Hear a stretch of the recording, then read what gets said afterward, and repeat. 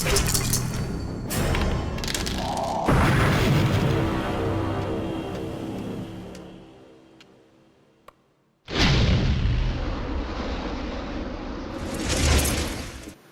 YouTube, Dave here again. Dungeon crawls have been a major aspect of the Dungeons & Dragons role-playing game since it began. The game actually began with the idea of a tabletop war game that used a dungeon crawl scenario for people infiltrating a castle through its dungeons to get to it. Early modules in D&D like Tomb of Horrors and things along those lines revolved heavily around dungeon crawling. So with that in mind, in an attempt to kind of go back to sort of that history of Dungeons & Dragons, Wizards of the Coast has recently put out Tales from the Yawning Portal. And it says here, explore 7 deadly dungeons in this adventure supplement for the world's greatest role-playing game. Now, on the back, it says, dread tales are told in the dead of night. When the shadows grow long and water deep and the fireplace in the tap room of the Yawning Portal dims to the crimson glow, adventurers from across the Forgotten Realms and even other D&D worlds spin tales of dark dungeons and spread rumors of lost treasures. Within this tome are 7 of the deadliest dungeons from the history of Dungeons & Dragons, updated for the current edition of the game. Some are classics that have hosted an untold number of adventures, while others are newer creations boldly staking a claim in their place in the pantheon of notable adventures.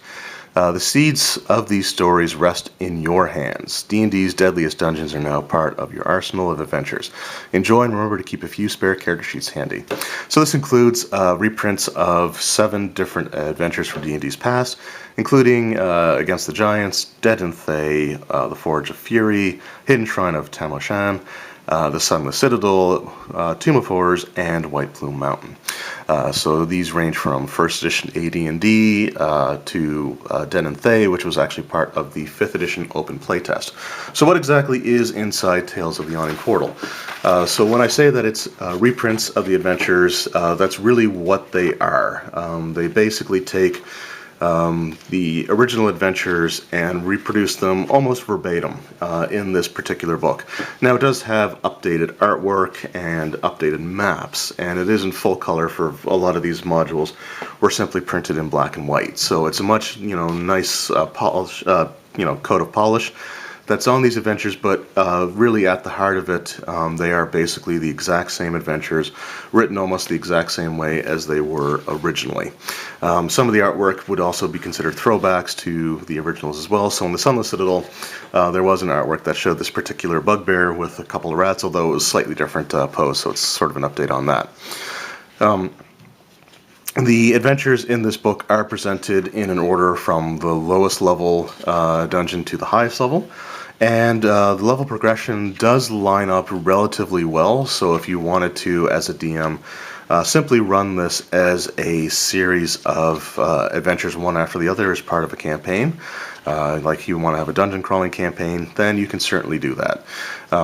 The adventures themselves are not specifically placed in a specific location.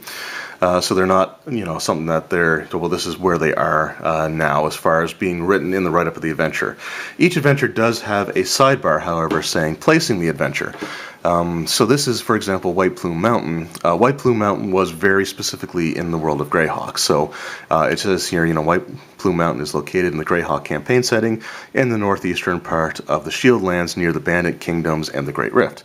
But it does give suggestions of where you can place these adventures in other campaign settings if you want, rather than assuming that they are there. It allows you, if you're running other campaign settings, then it kind of gives you an idea of what to do, which I think is a great idea. And I'm glad that they didn't try to shoehorn all of them into the Forgotten Realms in the actual write-ups of the adventure. So, for example, if you wanted to have White Plume Mountain in the Forgotten Realms, the mount could be placed near Mount Hotno, in the region of Neverwinter. So, it kind of gives suggestions like that, and each adventure includes something for Greyhawk, Forgotten Realms, Eberron, and Dragonlance. So it kind of covers those major campaigns. Let's see if I can find one of the ones that is more generic so you can kind of see them all. Whoops, sorry. So here we go. With the Sunless Citadel, it was set as sort of a default setting for 3rd edition D&D. Now, the 3rd edition D&D default setting was technically Greyhawk, But this one here, it can be easily located in any campaign setting, so it gives you Dragonlance, Eberron, Forgotten Realms, and finally Greyhawk. The adventures in here do present some interesting opportunities again for massive dungeon crawls. I'm not going to go through and discuss the individual adventures in this video. 7 adventures, or 7 modules, to review them all individually would make this video a lot longer than I really want it to be. I kind of want to try to get it lowered down as much as possible. So what I want to do is basically talk about the book itself, and then I want to dedicate the next couple of weeks to really reviewing the individual adventures, because they are, by default, really meant to sort of stand on their own. So what I want to do is kind of talk about where I'm not going to be reviewing all the individual adventures. I want to break this down into a list of negatives and positives. Go over the negatives first, because I want to end the video on a more positive note. I don't really like the idea of ending things kind of negatively. So as far as the negatives go, I had mentioned this in a previous video, and I think it really holds true that the title, Tales of the Yawning Portal, doesn't really work for this particular book. It's a great title, and it could be very useful for something else, but the fact of the matter is that the Yawning Portal has very little showing in this book. The description for it starts on page 5, about 3/4 of the way through page 5. And it carries over to page 6 and 7, and that's it.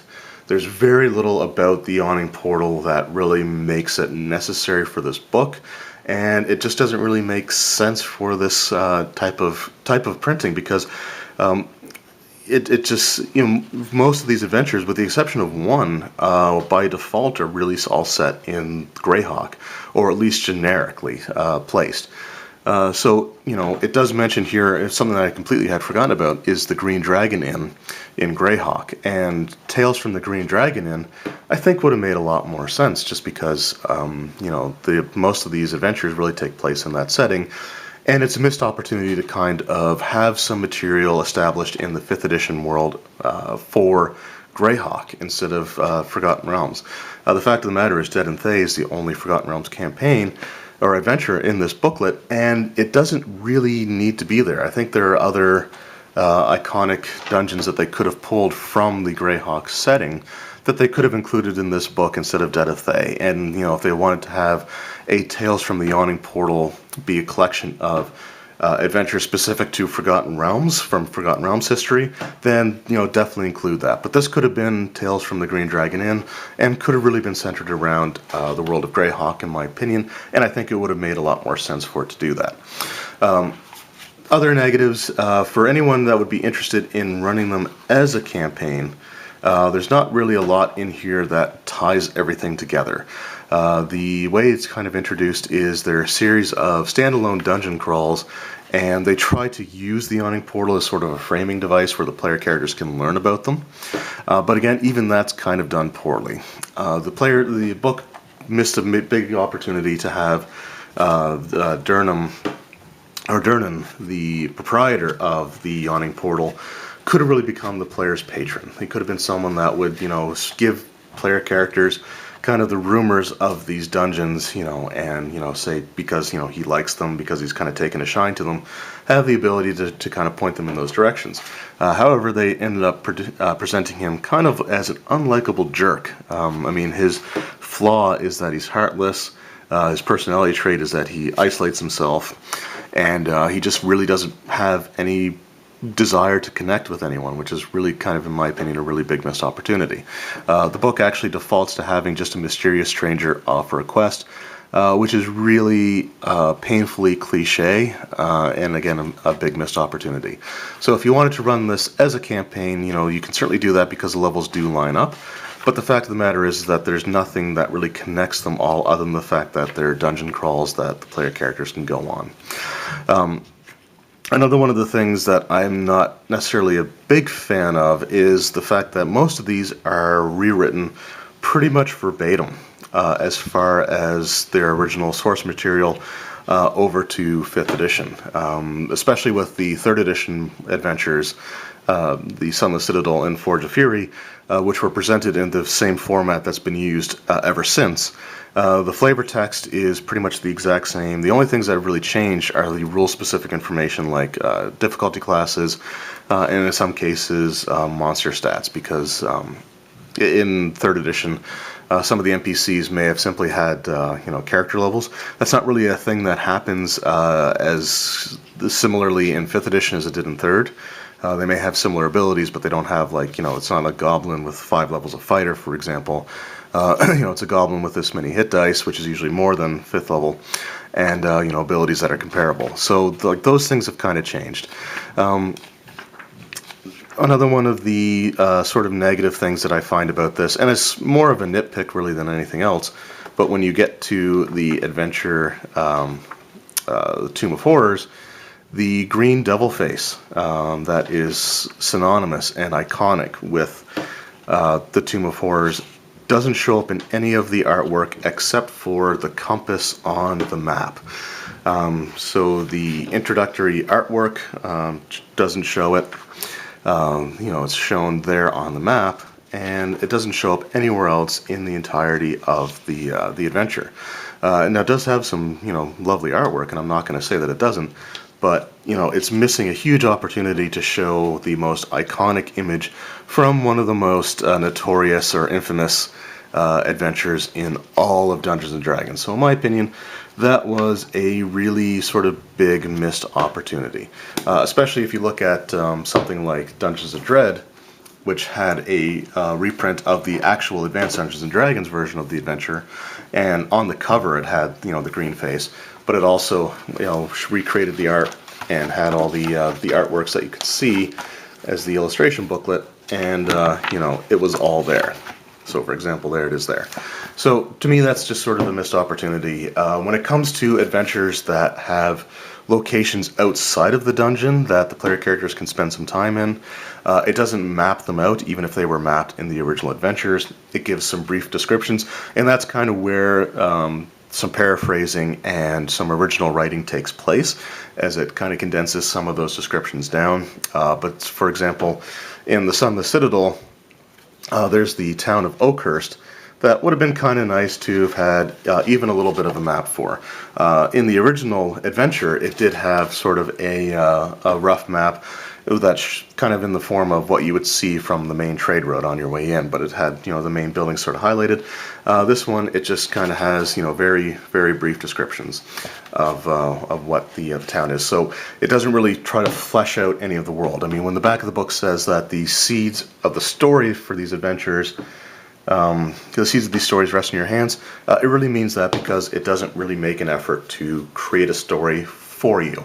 So for newer players that may find something like that immensely helpful, it's not really there. So if you're brand new to D&D, even though this has a first level adventure in there, you may want to be cautious about buying this if you're not used to creating your own kind of stories and things like that. I mean, if you want to pick it up and try, then you can certainly do that, but it's not what I would consider user-friendly necessarily for the newer players.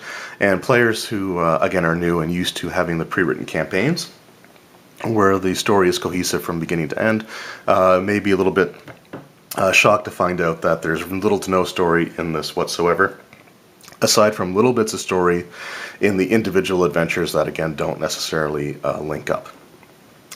My biggest complaint with this book, however, is the complete and total lack of a pull-out map booklet. If any, and it's something that I've had issues with in lots of other campaigns that have been released, but if any product that Wizards of the Coast had put out as far as 5th edition adventures is concerned really needed to have a map booklet, then this would be the one. I mean, the DMs should have the ability to have the map booklet. They can look at the maps, have it there easily, so that when they're going through and reading descriptions of the rooms or the encounters, they don't have to keep flipping back to where the map is in the book. They have it right there in front of them. Now, I know the option exists for them to find PDFs and print them off themselves, but it's something that really should have been included in this book. I mean, some of these dungeons are absolutely massive. Like if I can find Dead and Thay, for example. Let me just get to the beginning of it here. Dead and Thay is an adventure that has a massive dungeon with like over 100 and I think it's 107 rooms. So this is the map for that one. So it would be nice, you know, if the DM had the ability to have like a pull-out version of this that they can kind of have set aside and have the player characters kind of go and do their thing. And I just want to see if there's a second here, because that looks more or less like a player handout, but nope, that's probably the, there we go. So this map, you know, not the player version that I showed, I do apologize for that, but this map would have been really useful to have something that they could have as a pullout. Now, the one positive thing about Dead and Thay, for example, is that when you're in a particular location in the dungeon, it does have sort of a mini map of that location with you know, the rooms that are kind of in the nearby area. So that is helpful, but that's, I think this is the only adventure that really does that, at least at sort of cursory glance. So again, it would have been nice if the other adventures would have had, you know, the ability to have that map booklet that you pulled out. I mean, they included one in Curse of Strahd, and Curse of Strahd really didn't need one, with the exception of Castle Ravenloft itself. That really felt like the major one that you would need a map booklet for, but it had a map booklet that had all kinds of locations, including simple, like, you know, like a 50, I think, by 50 foot temple that they had. They had that in the map booklet. So this book really, I think, would have benefited from having that in there, as it would make the DM's life a little bit easier. As it is now, to make things flow quickly, the best option would be for the DM to either draw out their own version of the map or find a way to print off a copy of it, which again, you know, ink is expensive. Speaking of expensive, this book is definitely that. As a Canadian, this book would cost me $65.95, so $66 plus tax will put this book over $70. So for $70, me paying, if I was to pay a full retail for this, I think it's only fair to expect something useful like that they could have included. So it's really a big shame that that's not there. Now there is potential if Gale Force 9 does a DM screen for Tales from the Yawning Portal. There is a chance that, you know, they could include a map booklet in there. I don't know if they would do something like that. I only have one of their screens, but all it has is the screen itself. So that's sort of the negatives. The positives, and, you know, there's going to be fewer of the positives, but, you know, kind of hear me out on this, because I'm not totally trashing this book. So as far as the positives go, there are some really great collection of adventures here throughout D&D's history, especially for newer players, to give them an opportunity to go through and explore some of these iconic dungeons. You know, individuals that are new to D&D that may have a mixed group with some veteran players may end up hearing stories of the Tomb of Horrors, but never have the chance to actually go through and explore it. So this book gives them the opportunity to explore that dungeon, and, you know, that dungeon as it was written back in the day for the you know, first edition AD&D. I mean, it uses the new rules, but it's got the lethality. For example, if you crawl into that green devil face and hit that Sphere of Annihilation, you're dead. It's not like the regular trap that does damage. Excuse me. It's not like the trap that, you know, the Sphere of Annihilation trap that does damage. Basically, you crawl in there and you are done. So it makes it a very lethal dungeon, and you know, kind of goes towards what I consider to be preserving the history of Dungeons and Dragons.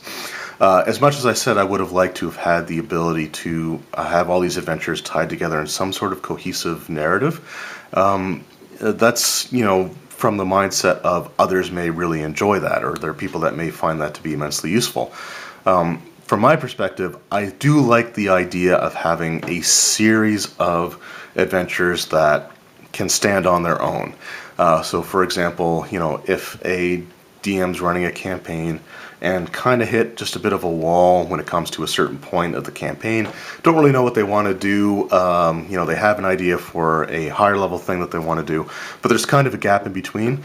Something like this presents you with the opportunity to just basically take a dungeon, pull it out, and plop it into your campaign as a way of kind of filling the void between, major story elements. If you're running a campaign that is very story heavy, every once in a while it could be good to take a break, side quest, and just go through and explore a dungeon for the sake of it.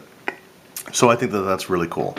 I do like the fact that they didn't try to write the adventures into the Forgotten Realms by default. I like the fact that they go through and for each of these adventures, when I can find the beginning of one here, I do like the fact that for each of these adventures, what they do is they include a little sidebar that has it for placing the adventure in different campaign settings. So, for example, if you want to place the Forge of Fury, if you're running Dragonlance, it gives you an idea of where you can place this adventure in the Dragonlance setting. Eberron, Forgotten Realms, and Greyhawk. So it focuses on what I consider to be sort of the big four campaign settings. So I do like the fact that they didn't just try to shoehorn it all into the Forgotten Realms. It does give you the opportunity to use it in other campaign settings. It doesn't mesh everything in. Like, for example, I was really afraid that they were going to make the Tomb of Horrors be something that was in Forgotten Realms from the beginning. So I like the fact that that's not there. The option's there if you wanted to do it. And I also appreciate the fact that they don't try to just smush everything into Undermountain, which is something that a few commenters on the video where I discussed why I didn't like the title had said that you could easily just put all those dungeon crawls in Undermountain, which you can. You can definitely do that. But I think it's sort of a disservice to the original adventures to just have them all be part of, as well as a disservice to Undermountain, to have all these other dungeons just kind of shoehorned into it. So I do like the fact that they left that really sort of as a blank, with suggestions on what you can do if you wanted to have them be campaign specific. So I do give them credit for that, thankfully. And, as far as other positives go, one other really big positive that I love about this book is the Against the Giants reprint. The adventure is for 11th level characters. What's really cool about that is if you're running Storm King's Thunder ends with the player characters achieving 11th level. So if you wanted to continue sort of a giant-centric campaign, then you can do that. And, the Against the Giants does focus on hill giants, frost giants, and fire giants. So in the chapter where you take out a chieftain, you may wish to avoid those three and maybe have them go after like a cloud or stone giant. Oh, hold on. Okay, I'm back. Sorry about that. Random phone ringing was, I guess, one of the dangers of recording this in the middle of the day, where I typically do these at night. But like I was saying, if you're running specifically Storm King's Thunder, which was the last adventure put out, this book has an excellent opportunity to kind of continue that storyline. And even though Storm King's Thunder and Against the Giants aren't the same stories, it gives you the opportunity to kind of go on to something else. Like, the fact that the Drow are involved is kind of, interesting and tantalizing, and presents the opportunity to kind of go a little bit further down that path if you wanted to. So I do like the fact that that actually lines up really well. I think that's really cool.